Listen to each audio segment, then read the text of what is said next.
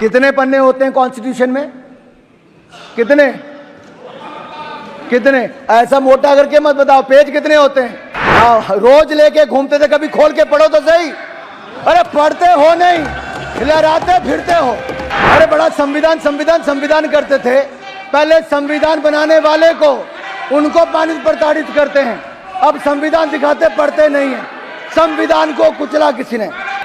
यहीं सर, यहीं नहीं रुके, इनके साथी वो भी चुनकर आए जिन्होंने इस पवित्र स्थल पर जय फिलिस्तीन का नारा लगाया है। ये जय फिलिस्तीन का नारा मंजूर नहीं है। क्या यही दिन देखना था अध्यक्ष जी? अरे जो मां भारती के लिए ना बोल सकें, जो मां भारत माता की जय करने में जिनके मुंह में दही जम जाता हो, होंठ सिल जाते हो, वो जय फिलिस्तीन के नारे लगाएंगे? क्या हम उस दिशा में बढ़ रहे हैं? कभी ये लोग जय पाकिस्तान जय चीन भी बोलेंगे? ये दुर्भाग्य है अध्यक्ष जी, ये दिन। और मैं एक और कहना चाहता हूं, संविधान को बार बार हाथ में लहरा कर क्या करना चाहते हैं? अगर नेता प्रतिपक्ष अपने आप को संविधान के रक्षक कहते हैं, तो मैं चुनौती देता हूं कि वो सदन में आए और आश्वासन दें कि इमरजेंसी जैसी गलती कांग्रेस वापस कभी नहीं करेगी। आपको देश को कहना पड़ेगा। और मैं कहता हूं कि इमरजेंसी पर जब प्रस्ताव आया, तो क्या उस प्रस्ताव पर आप सहमत हैं और इसको शामिल होंगे, उनका समर्थन करेंगे? और यही नहीं, माफी भी आपको देश से मांगनी चाहिए। सभापति जी, संविधान is being tossed around like the world secularism was, devaluating and demeaning it, that too by a party who has forever been acting against the ethos of both the words। इन्होंने पहले कभी धर्मनिरपेक्ष शब्द का और कभी संविधान का दुरुपयोग ही किया है, और भी अपने लिए किया है। सच्चाई यह है कि जिन्होंने देश को संविधान दिया, वो बाबा साहब अंबेडकर को अपमानित, प्रताड़ित, पीड़ित और पॉलिटिक्स से बाहर करने का काम किया, तो आप लोगों ने ही किया था।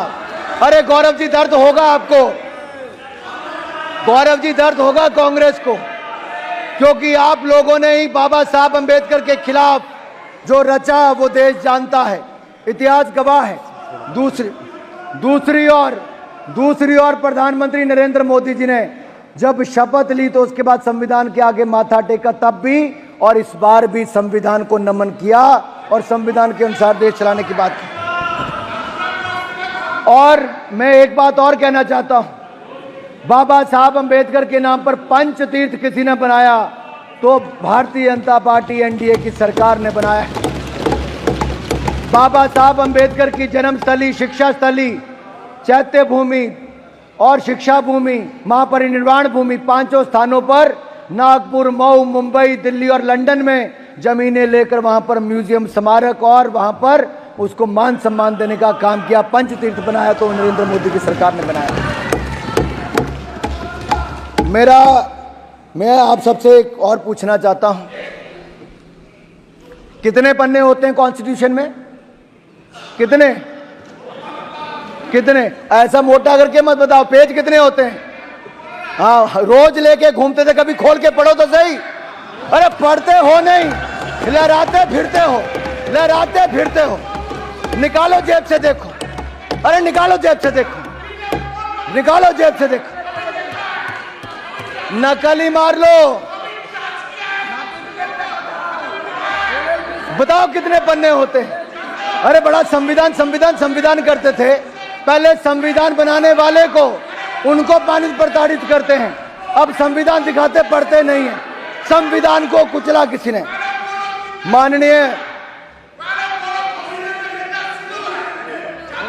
माननीय सभापति जी, अगर संविधान को तार तार किसी ने किया था, संविधान को कुचलने का किसी ने काम किया था, तो वो भी आपने इमरजेंसी लगाकर किया था। देश आपको माफ नहीं करेगा। अरे 251 पन्ने होते हैं भाई साहब संविधान में, खोल के देख लो जरा। और माननीय सभापति जी, एक कहावत है, दादा आपको क्यों दर्द हो रही है? इमरजेंसी उन्होंने लगाई थी, आप ऐसे ही अपने उड़ता तीर ले रहे हो। बाद में मैं सभापति जी, मैं कांग्रेस की बात कर रहा हूं, ये तृणमूल कांग्रेस बीच में आ गई है।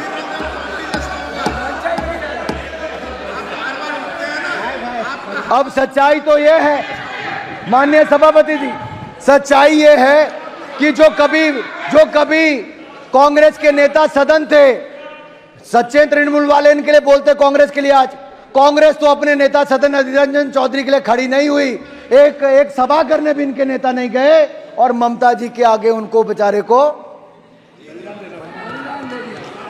कांग्रेस अपने नेता के साथ खड़ी नहीं हो पाई। ऐसी कौन सी मजबूरी थी कि कांग्रेस को बंगाल में घुटने टेकने जरूरी था? और बैठिए तमिलनाडु में है, बैठिए। मारन जी को दर्द हो रहा है। मैं कांग्रेस के बारे में इतना ही कहूंगा, ये तो संविधान की बात आपके मुंह से वो लगती है कि 100 चूहे खाकर बिल्ली हज को चली, और कांग्रेसीकरण करने की बात करूं जैसा ये हर योजना का करते हैं, अगर इसको मैं कांग्रेसीकरण करके कहूं कि 100 संशोधन करके कांग्रेस संविधान बचाने को चली।